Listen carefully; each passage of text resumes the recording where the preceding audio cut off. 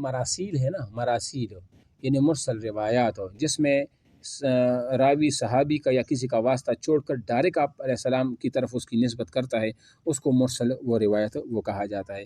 تو دیکھو یہ بات قابل غور ہے کہ صحابہ کرام کی بھی جتنے بھی مرسل روایات ہیں نا صحابہ میں یا رہات کے، تو ہم مانتے ہیں اس چیز کو کہ جو صحابہ نے جو اس طرح مرسل روایات بیان کی ہیں اور بیچ میں راویوں کو گرا دیا ہے، تو وہ ہمارے لیے حجت ہے، ہم اس سے دلیل پکڑ سکتے ہیں۔ لیکن تابعی میں امام شافعی فرماتے ہیں کہ سوائے سعید بن المسیب کی کسی بھی تابعی کی مرسل روایات کو میں نہیں مانتا۔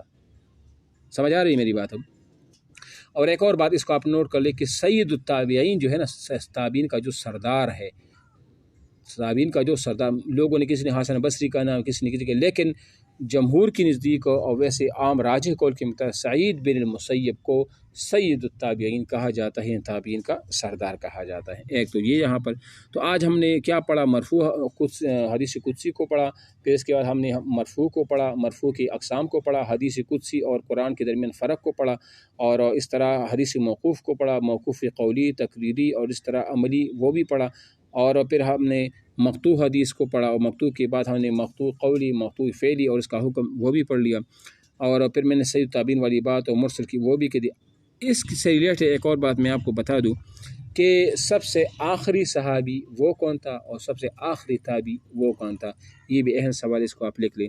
سب سے آخری جو صحابی تھا نا، یعنی 1,24,000 کم و بیش یا 1,44,000 کم و بیش جو تمام صحابہ تھے، ان میں سب سے آخری صحابہ کا جو نام تھا وہ تھا ابو الطفیل عامر بن واصلہ۔ 110 ہجری میں ان کی ڈیتھ یعنی وفات ہوئی۔